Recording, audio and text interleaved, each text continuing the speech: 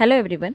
आज हम लेंगे क्लास 11th के जीव विज्ञान का चैप्टर सेकेंड, जीव जगत का वर्गीकरण, क्लासिफिकेशन ऑफ लिविंग बीइंग। तो सबसे पहला प्रश्न यही उठता है कि वर्गीकरण का अर्थ क्या है। तो पहला मैं आपको यही बता रही हूँ, वर्गीकरण का अर्थ। देखिए, सजीवों को या जीवों को कह लीजिए, जीवों को समानता व असमानताओं के आधार पर, समानता असमानता के आधार पर जीवों का विभेद करना वर्गीकरण कहलाता है। और आपके पास अगर आपकी बुक के हिसाब से लें तो पादप व जंतुओं का उनकी पहचान तथा पारस्परिक संबंधों व वर्गीकी समूह के आधार पर वैज्ञानिक व्यवस्थापन, इसमें वैज्ञानिक एक शब्द ऐड किया है। तो उनकी पहचान और उनके संबंध के आधार पर जो वैज्ञानिक व्यवस्थापन करते हैं, उन जंतुओं को उनकी पहचान के आधार पर हम कैटेगराइज करते हैं, तो उसे कहते हैं वर्गीकरण। ओके, तो परिभाषा ये लिख लीजिए, पादपों व जंतुओं का उनकी पहचान तथा पारस्परिक संबंधों व वर्गीकी समूह के आधार पर वैज्ञानिक व्यवस्थापन को वर्गीकरण कहते हैं। और वो कौन कौन सा वैज्ञानिक व्यवस्थापन है? जंतुओं में जगत है, फाइलम है, जो हमने पिछली चैप्टर में पढ़ा था, फर्स्ट चैप्टर में। डिवीज़न है, वर्ग है। डिवीज़न पादपों में और फाइलम हम लेते हैं जंतुओं में। वर्ग, गण, कुल, वंश, जाति आदि वर्गीकी समूह। ओके, तो वर्गीकरण की आवश्यकता क्यों पड़ी? तो पहला आपके पास है वर्गीकरण का अर्थ, लिख लीजिए। नेक्स्ट है वर्गीकरण की आवश्यकता। आप के घर में जितनी भी चीज़ें हैं, अगर उन सभी चीज़ों को इकट्ठा करके एक जगह पे, एक कोने में रख दिया जाए, तो क्या आप उनमें से, अगर मैं किसी भी चीज़ को खोजने के लिए कहूँ तो आप खोज पाएंगे? नहीं खोज पाएंगे। और खोजेंगे तो बहुत समय बाद खोज पाएंगे तो बहुत समय लगा देंगे, बहुत मुश्किल और दिक्कतों का सामना करना पड़ेगा। तो वैसे ही इस पूरी दुनिया में इतने सारे जंतु हैं, हर एक जंतु को पहचानना किस प्रकार संभव है? कैसे आप बताएंगे आप किस जंतु के बारे में बात कर रहे हैं, किस जंतु के गुण बता रहे हैं? तो इसके लिए आवश्यक है वर्गीकरण। वर्गीकरण किसी भी जीव को, वर्गीकरण का मतलब ही होता है व्यवस्था। तो वर्गीकरण व्यवस्थित वस्तुओं का एक ढांचा प्रदान करती है। आप किसी दुकान पे जाएंगे, आपको सारी चीज़ व्यवस्थित मिलेगी।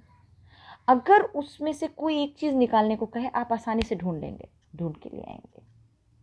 अर्थात किसी भी जंतु को उनको पहचानने का तरीका आसान बना देती है, उनको पहचानना आसान बना देती है। इस संसार में असंख्य जीव हैं और उन सभी जीवों का बिना वर्गीकरण किए अध्ययन करना कठिन है। तो वर्गीकरण अध्ययन को आसान बना देती है। वर्गीकरण का आधार क्या है? वर्गीकरण आकारिकी, शारीरिकीय, भौगोलिक, इन सब लक्षणों के आधार पर किया जाता है। जैसे वनस्पति जगत को फ्लोरा कहा जाता है इंग्लिश में, और जंतु जगत को फ्यूना कहा जाता है ना। फ्यूना सूक्ष्म जीव जाति को पहचानने के लिए अलग अलग तरीके का बताया है। अभी मैं आपको इसी वर्गीकरण के बारे में, आपको वर्गीकरण जगत के बारे में पद्धति किस किस ने दी उसके बारे में बताऊंगी, ताकि आप और आसानी से समझ सकें। तो वर्गीकरण सबसे पहले इस पूरे ब्रह्मांड में, इस पूरी दुनिया में जितने जीव उपस्थित हैं, सबसे पहले वर्गीकरण किसने किया? अरस्तु ने। अरस्तु ने इन सभी जीवों को दो भागों में बांटा, एक पादप और दूसरा जंतु।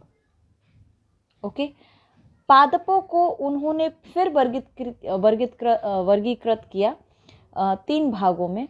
पादपों को वर्गीकृत करने के लिए वृक्ष, झाड़ी और शाक के रूप में वर्गीकृत किया, जबकि जंतुओं को वर्गीकृत किया उन्होंने रुधिर कणिकाओं के आधार पे।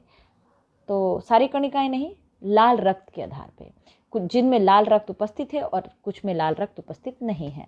तो लाल रक्त उपस्थिति और अनुपस्थिति के आधार पे प्राणियों का वर्गीकरण किया अरस्तु ने। तो अरस्तु ने कितने समूह बताए जीवों के? 2, पादप और जंतु। पादपों को आगे कितने ग्रुप में बांटा? 3। कौन कौन से? वृक्ष, झाड़ी और शाक। ओके, वृक्ष ऊंचे ऊंचे, झाड़ी 1 मीटर अप्रॉक्सीमेट लंबे जाते हैं, शाक एकदम छोटे जमीन से छूते हुए। जंतुओं को उन्होंने लाल रक्त कणिका की उपस्थिति अनुपस्थिति के आधार पर वर्गीकृत किया। इससे पहले वाले चैप्टर में भी हमने कैरोलस लीनियस के बारे में पढ़ा है, तो फिर वापस पढ़ रहे हैं कैरोलस लीनियस के बारे में। कैरोलस लीनियस ने 18वीं सदी में ही ये स्वीडन के थे। पूरी दुनिया में मौजूद जितने भी जीव थे उन सबको 2 जगत में वर्गीकृत किया और इसी को नाम दिया है द्विजगत पद्धति, जबकि उसमें था द्विनाम पद्धति। फर्स्ट चैप्टर में हमने द्विनाम पद्धति पढ़ा था, याद रखिएगा, वैज्ञानिक नाम देने की द्विनाम पद्धति दी, लेकिन यहाँ हम जगत के आधार पर पढ़ रहे हैं। कैरोलस लीनियस ने वर्गीकरण में द्विजगत पद्धति दी, जिसमें उन्होंने समानता के आधार पर प्राणियों को स्वरूप की समानता के आधार पर 2 वर्गों में वर्गीकृत किया। कितने वर्गों में? 2 वर्गों में वर्गीकृत किया। ओके, तो कैरोलस लीनियस ने द्विजगत पद्धति दी 18वीं सदी में और जीवों को 2 भागों में वर्गीकृत किया, बाटा, प्लांटिया और एनिमेला। ओके, एक और साइंटिस्ट थे, इन्होंने 19वीं सदी में हैक्कल, इन्होंने क्या किया कि प्लांटिया एनिमेला के अलावा एक और जगत में इनको जीवों को विभाजित किया, जिसका नाम था प्रोटिस्टा। तो 3 नाम हो गए, प्रोटिस्टा, प्लांटिया, एनिमेला। तो 3 किंगडम सिस्टम, यानी कि त्रिजगत पद्धति किसने दी? हैक्कल ने। ओके, त्रिजगत पद्धति हैक्कल ने दी 1866 19वीं सदी में। और प्लांटी और एनिमेला के अलावा एक और वर्गीकरण पद्धति, एक और जगत का विकास हुआ यहाँ। एक और जगत में इन्होंने जंतुओं को रखा जो ना तो प्लांट हो और ना ही एनिमेला, इसको प्रोटिस्टा कहा गया। ओके, तो चूँकि ये 3 भागों में है तो त्रिजगत पद्धति। आगे पढ़ने के बाद जब इलेक्ट्रॉन माइक्रोस्कोप का आविष्कार हो गया तो प्रोकैरियोटिक यूकैरियोटिक जंतुओं का भी विकास हो गया। प्रोकैरियोटिक यूकैरियोटिक जंतुओं के बारे में पता चल गया। माइक्रोस्कोप की वजह से हम जीवों को 2 भागों में वर्गीकृत, कोशिका के विकास के आधार पर 2 भागों में वर्गीकृत किया हमने, प्रोकैरियोटिक और यूकैरियोटिक। जिनका कोशिका पूरी तरह से विकसित होता है वो यूकैरियोटिक, और जिनका पूरी तरह से विकसित हमें नहीं दिखा उनको प्रोकैरियोटिक में रख दिया। ओके, तो इलेक्ट्रॉनिक माइक्रोस्कोप के आविष्कार के बाद कॉपलैंड ने इस त्रिजगत पद्धति के अंदर एक और नई पद्धति डाली। ओके, तो 1938 में कॉपलैंड ने चतुर्जगत पद्धति दी। उसमें उन्होंने प्रोटिस्टा के अलावा और एक डाल दिया, उसका था नया जो जगत था जिसमें जीवाणुओं को और नीरहरित शैवालों को रखा गया, उसका नाम था मोनेरा। नीरहरित शैवाल का मतलब ये शैवाल नहीं, ये भी एक जीवाणु ही है, साइनोबैक्टीरिया कहते हैं। ओके, ये अपना खाना खुद बना सकते हैं। कुछ जीवाणु जो अपना खाना खुद नहीं बना सकते, कुछ जीवाणु जो अपना खाना खुद बना सकते हैं। आगे हम जब वीडियो बनाएंगे तो इन्हीं के बारे में, इन्हीं जगत के बारे में, पंच जगत पद्धति जब आगे विटेकर देंगे तो उनके बारे में ही हम आगे विस्तार से पढ़ेंगे। तो चतुर्जगत पद्धति किसने दी? चतुर्जगत पद्धति दी कॉपलैंड ने, और उसमें मोनेरा, प्रोटिस्टा, प्लांटिया, एनिमेला, ये 4 जगत को रखा गया इस पद्धति में। ओके, तो चतुर्जगत पद्धति जिसको दी कॉपलैंड ने, मोनेरा, प्रोटिस्टा, प्लांटी और एनिमेलिया। अब आता है आगे इसी वर्गीकरण को और आगे बढ़ा के वर्गीकरण की 5 जगत पद्धति को प्रतिपादित किया R.H. व्हिटेकर ने 1969 में। इन्होंने इन चारों के अलावा एक और जगत इसमें डाला, उसका नाम था फंजाई। कुछ ऐसे पादप होते हैं जो अपना खाना खुद नहीं बनाते और उनके ऊपर जो कोशिका भित्ति होती है वो सेलुलोज की नहीं बन के काइटिन की बनी होती है। तो ये अंतर की वजह से इन्होंने एक नया वर्ग डाला जिसका नाम था फंजाई। तो इस वर्गीकरण पद्धति से पहले कवकों और पादपों के बीच विभेदन नहीं किया गया था, जबकि कवकों की कोशिका भित्ति काइटिन की बनी होती है, मैंने भी बताया, और हरे पादप सेलुलोज के बने होते हैं। और दोनों वर्गों में पोषण में भी भिन्नता है। ये प्लांटिया स्वपोषी होते हैं और कवक अवशोषी होते हैं। वो सड़े गले पादपों पर उग जाते हैं और अपना भोजन वहाँ से अवशोषण करते हैं। तो व्हिटेकर ने 5 जगत पद्धति दी। ओके, तो व्हिटेकर, R.H. व्हिटेकर ने 5 जगत पद्धति दी। 5 जगत पद्धति किसने प्रतिपादित की? R.H. व्हिटेकर।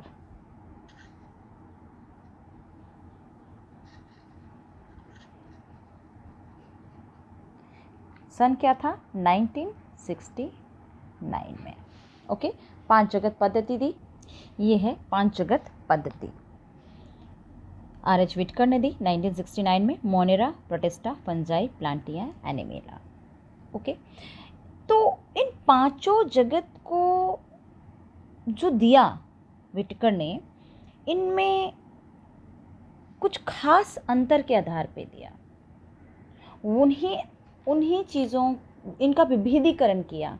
इनका विभेदीकरण का आधार इनकी संरचना, कोशिकीय संरचना, शारीरिक संरचना, पोषण की प्रक्रिया, प्रजनन, जातिव्रत संबंध, इन सब के मापदंडों के अनुसार इनके अंदर अंतर किया गया। तो इन्हीं के अंतर को हम वापस पढ़ते हैं एक तालिका की सहायता से जो आपकी किताब में दी हुई है। ओके, तालिका ये जो आपकी बुक में दी गई है, टेबल, 5 जीव जगत के लक्षण, मोनेरा, प्रोटिस्टा, फंजाई, प्लांटिया, एनिमेला। ओके, सबसे पहले कोशिका के प्रकार के आधार पे मोनेरा प्रोकैरियोटिक है, प्रोटिस्टा यूकैरियोटिक, फंजाई, प्लांटिया, एनिमेला ये सारे यूकैरियोटिक हैं। देखिए, प्रोकैरियोटिक, यूकैरियोटिक मैंने आपको बताया सूक्ष्मदर्शी के आविष्कार के बाद जब कोशिका का अध्ययन किया गया तो ये पता किया गया कि कुछ जंतु की कोशिकाएं पूरी तरह से विकसित, कुछ जीवों की कोशिकाएं पूरी तरह से विकसित नहीं हैं, अर्थात या तो उनमें उनकी कोशिकांगों में आवरण नहीं है या उनके केंद्रक का आवरण नहीं है। इन सब की वजह से उनको प्रोकैरियोटिक में रखा गया। जैसे जीवाणु का केंद्रक के पदार्थ तो हैं लेकिन केंद्रक के ऊपर केंद्रक झिल्ली नहीं है। ओके, और यूकैरियोटिक में वो सारे जंतु आते हैं, चाहे वो अमीबा ही क्यों ना हो। अमीबा एक कोशिकीय है लेकिन यूकैरियोटिक है, क्योंकि एक कोशिका होने के बावजूद भी उसकी पूरी कोशिकांग, उसकी कोशिका कला पूरी तरह से विकसित है। ओके, तो मोनेरा प्रोकैरियोटिक है, इसकी कोशिका भित्ति सेलुलोज रहित होती है, याद रखिएगा। इसकी सेलुलोज की नहीं बनी होती है लेकिन सकरा की बनी होती है, बहुसकरा, और प्रोटीन, एमिनो अम्ल का। केंद्रक झिल्ली इसमें नहीं होता जैसे मैंने आपको बताया है। और जो इसका काय की संरचना होती है वो कोशिकीय होती है, शारीरिक संरचना कोशिकीय होता है। इसमें उत्तक, अंग तंत्र कुछ का विकास नहीं होता, सिर्फ कोशिका होती है। ये दोनों तरीके के पोषण कर सकते हैं। ये स्वपोषी भी होते हैं और परपोषी भी होते हैं। स्वपोषी प्रकाश संश्लेषण कर सकते हैं, मृतपोषी और परजीवी परपोषी होते हैं। परपोषी में इसमें सड़े गले चीज़ों के ऊपर उगने वाले होते हैं या शरीर के अंदर रह करके अपना भोजन प्राप्त करने वाले होते हैं, अपना पोषण प्राप्त करने वाले। प्रजनन विधि संयुग्मन है इसमें। ओके, दूसरा है प्रोटिस्टा। ये यूकैरियोटिक होते हैं, एक कोशिकीय होते हैं। इसमें कोशिका भित्ति कुछ में उपस्थित होती है केंद्रक झिल्ली उपस्थित होता है। इसका संरचना भी, चूंकि मैंने कहा एक कोशिकीय है तो कोशिकीय होता है। ये स्वपोषी होते हैं और परपोषी भी हो सकते हैं, और इनका प्रजनन युग्मकों के संलयन से होता है और संयुग्मन से होता है। फंजाई उसी प्रकार कोशिका का प्रकार, इसमें यूकैरियोटिक होते हैं। फंजाई में कोशिका भित्ति होती है, ध्यान रखिएगा, परंतु सेलुलोज की नहीं बनी होती, वो काइटिन की बनी होती है। इसमें केंद्रक झिल्ली उपस्थित होती है और इसकी शारीरिक संरचना बहुकोशिकीय होती है और इसमें उत्तक पाए जाते हैं। पोषण विधि इसमें मैंने बताया परपोषी है, मृतपोषी है, सड़े गले चीज़ों के ऊपर उगते हैं या किसी के जीवों के शरीर के अंदर से अपना पोषण लेते हैं, परजीवी होते हैं। प्रजनन विधि निषेचन, यानी युग्मक बनेंगे, युग्मकों के संलयन से निषेचन प्रकार का है। प्लांटिया, ये भी यूकैरियोटिक है, बहुकोशिकीय है। इनके कोशिका भित्ति सेलुलोज के बने होते हैं। इसमें केंद्रक झिल्ली होता है, उत्तक भी होते हैं, अंग उत्तक तंत्र भी होते हैं, स्वपोषी होते हैं और निषेचन प्रकार का प्रजनन विधि होता है। उसी प्रकार एनिमेला, जिसमें मानव भी आते हैं। यूकैरियोटिक बहुकोशिकीय, कोशिका भित्ति अनुपस्थित होती है, कोशिका भित्ति इसमें अनुपस्थित होती है, इसमें उपस्थित होती है, और केंद्रक झिल्ली उपस्थित होती है। इनकी शारीरिक संरचना में अंग तंत्र पाए जाते हैं, अंग पाया जाता है, उत्तक भी पाया जाता है, उत्तक स्तर का भी होता है, कई जीव अंग स्तर के होते हैं, कईयों में अंग तंत्र पाया जाता है। ओके, और ये पोषण परपोषी, अपना खाना स्वयं नहीं बना सकते, ये अपने खाने के लिए दूसरों पे आश्रित होते हैं, और प्रजनन वही निषेचन प्रकार का होता है। तो ये आपके टेबल है एक, ये सामान्य आउटलाइन, एक रेखा आउटलाइन के थ्रू आपको समझाया गया है, लेकिन इसी का डिटेल स्टडी, इसी को और विस्तार से हम आगे पढ़ेंगे, अपने इन्हीं सारे जगत को आगे और विस्तार से पढ़ेंगे अपने अगले वीडियो में। ओके, तो आज के लिए इतना ही।